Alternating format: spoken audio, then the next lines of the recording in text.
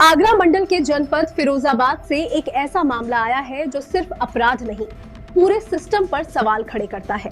जी हां, फर्जी वारंट, नकली कोर्ट और हवालात में बंद करके फिर चलता है अवैध वसूली का गंदा खेल। पीड़ित के वकील कह रहे हैं वारंट फर्जी है। अगर कागज फर्जी थे तो कार्रवाई असली कैसे हो गई? जिम्मेदार कौन है?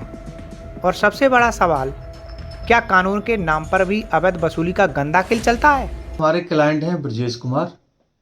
इन्होंने आकर मुझे बताया कि हमारे खिलाफ इलाहाबाद से कोई वारंट जारी हुआ है, पुलिस हमें तलाश कर रही है। तो जब इन्होंने ये बताया कि इलाहाबाद से हमारा कोई लेना देना नहीं है, प्रयागराज में हमारा कोई मतलब नहीं है और कभी कोई मुकदमा हमारे खिलाफ पंजीकृत कहीं नहीं हुआ, किसी तरह का कोई विवाद प्रयागराज में हमारा नहीं हुआ, तो हमारा कैसे वहाँ से वारंट आ गया? तो फिर मैंने प्रयास करके वारंट की प्रति की छाया प्रति मंगवाई, तो उसमें पता चला कि पढ़ने से ही लगता है कि वारंट फर्जी है। जनपद फिरोजाबाद में सामने आया एक कथित फर्जी वारंट सिंडिकेट का मामला। पीड़ित पक्ष के अधिवक्ता ने स्पष्ट कहा कि संबंधित वारंट प्रथम दृष्टया फर्जी है, यानी कि इस कार्रवाई की नींव ही जाली दस्तावेजों पर टिकी हुई बताई जा रही है। बताते चलें कि कुछ दिन पूर्व थाना नारकी क्षेत्र के गांव पचवान में रहने वाले दो युवकों को पुलिस ने यह कहकर गिरफ्तार किया गया था कि तुम्हारे खिलाफ वारंट है। गिरफ्तार करके थाने की हवालात में बंद कर दिया गया। उसके बाद चला अवैध वसूली का खेल। नारकी थाने के दरोगा विशाल ने पीड़ित से 5,000 रुपये लेकर हवालात से बंदी को छोड़ा। मैं रिंकेश कुमार नाम है मेरा, और मैं नारकी से जो चौकी ब्रह्मदेव चौकी पड़ती है वहाँ से दरोगा जी आए थे, विशाल चौधरी, मेरे भाई को लेके उठा गए। मेरा कोई करने वाला नहीं है, वही करते हैं मेरे लिए और कोई नहीं करता है मेरे लिए। मैं ये समझ लो इतना मजबूर हो गया था, तो मुझे कोई दिखा नहीं, तो मेरे साथ का मिलने वाला मुझे फोन किया कि तू अपने भाई को छुड़ा ले। फिर तो मैं अपने भाई को लेने गया तो नारकी से मना कर दिया कि छोड़ेंगे, यहाँ से नहीं छोड़ेंगे। फिर मैंने दूसरे से 5,000 रुपये लिए कर्ज, तब मैं अपने ब्रह्मदेव चौकी से छुड़ा के लाया अपने भाई को। दरोगा विशाल के अनुसार आरोप था कि पश्चिम बंगाल में ब्रजेश के खिलाफ एक मुकदमा दर्ज है। उसका वारंट आया था, लेकिन आरोपी ने बताया कि वो कभी पश्चिम बंगाल गया ही नहीं था। तो मुकदमा दर्ज कहाँ से हो गया?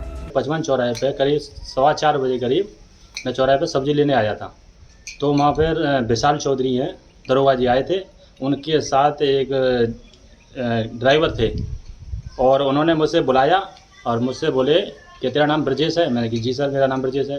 पचवान का है क्या? हाँ जी। तो बैठ क्या है सर, बताइए मुझे क्या मामला है?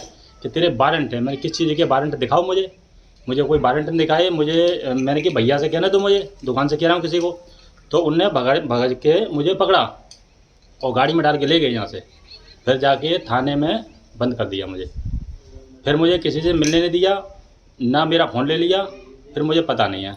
फिर मेरा छोटा भाई विकलांग के 100% 90% और मेरे मिलने वाले गांव के लोग वो गए थे, तो उनने कहा था कि ऐसा है कि दरोगा जी 30,000 रुपये मांग रहे हैं, बताओ आप क्या चाहते हो। मैं साहब मेरे पास तो 30,000 रुपये है नहीं है और काम में करता नहीं, मजदूरी करता हूँ। 30,000 रुपये कहाँ से आए? अपने हिसाब से देख लो, मुझे कैसे भी छुड़ा लो। और बंगाल तो मैं आज तक गया ही नहीं हूँ, ना मैंने देखा है बंगाल किधर है। हाथरस जरूर रहता था मैं, करीब 18 साल रह के आया हूँ। जबकि मेरे पिताजी ख़त्म हुए थे तब मैं 2 साल का था, तब से मैं हाथरस रह रहा हूँ। उसके बाद में अभी मैं लॉकडाउन में 20 में आया हूँ फैजाबाद। अब जो बंगाल के नाम पर कई बार ठग चुके हैं मुझे कि बंगाल के वारंट है, ना तो कोई कागज़ देते हैं, बस एक लिख के दे देते हैं 128/23। ये कहाँ का मुकदमा है ये कुछ नहीं बताते। ये कहते हैं कि अगर हम तुम्हें रसीद दे देंगे, हम देंगे नहीं, हमारी नौकरी के लिए दिक्कत हो जाएगी। आरोप है कि इन कथित फर्जी वारंटों के आधार पर लोगों को उठाया गया, हवालात में बंद किया गया और बाद में एक मोटी रकम लेकर छोड़ा गया। इससे यह साबित होता है कि कहीं ना कहीं सरकारी तंत्र भी इसमें शामिल है। ऐसा एक मामला नहीं बल्कि कई ऐसे मामले हैं जहां गरीबों को सताया गया।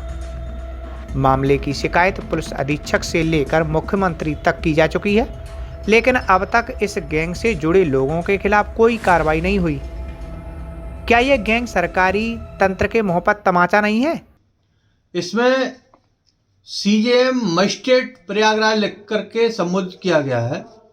मैं सबसे पहले ही लाइन पढ़ के ही समझ आ गया कि ये वारंट फर्जी है, क्योंकि सीजेएम खुद में ही चीफ जुडिशियल मजिस्ट्रेट हो गए, फिर सीजेएम के बाद मजिस्ट्रेट लिखा जाना, इससे ये इंडिकेशन मिलता है कि ये किसी लिपिक के द्वारा नहीं लिखा गया है, जिसे कानून की जानकारी नहीं, जिसे अधिकारी के पद के बारे में जानकारी नहीं, उस व्यक्ति के द्वारा ये तैयार किया गया है।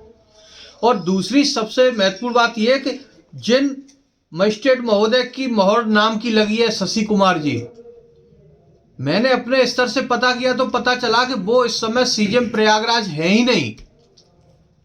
कुछ समय पहले वो सीजेएम प्रयागराज थे, लेकिन इस समय वो सीजेएम प्रयागराज नहीं है।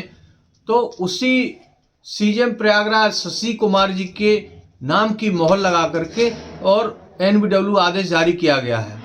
तीसरी कमी, एक एनबीडब्ल्यू आया है, एक बीडब्ल्यू आया है, और एनबीडब्ल्यू में केस नंबर 172/24 लिखा है और एक बीडब्ल्यू में केस नंबर 72/24 लिखा है, एक में 172/24 लिखा है। केस में भी अंतर है। इन दोनों केसों के बारे में जब प्रयागराज जनपद न्यायालय में संपर्क किया गया तो पता चला कि इस केस नंबर से इनके विरुद्ध किसी तरह का कोई मामला पंजीकृत है ही नहीं। पुलिस प्रशासन जांच की बात कर रहा है, लेकिन सवाल जांच की धीमी गति पर है, क्योंकि जब आरोप फर्जी कोर्ट और फर्जी वारंट जैसे गंभीर हों तब कार्रवाई भी उतनी ही कड़क और कठोर होनी चाहिए। फिलहाल निगाहें इस बात पर टिकी हैं कि क्या ये मामला उदाहरण बनेगा या फिर एक और फाइल बनकर पुरानी फाइलों के नीचे दबा दिया जाएगा। मेरा नाम ब्रजेश कुमार है। मैं ग्राम पंचायत पचवान में रहता हूँ, जिला फिरोजाबाद, थाना नारकी। मैं एक विद्यालय प्रबंधक समिति का अध्यक्ष हूँ और उसमें 23,78,000 रुपये आए थे बिल्डिंग बनने के लिए। उसमें सरकारी मानकों के अनुराध नहीं बनी, मतलब बिल्डिंग वो।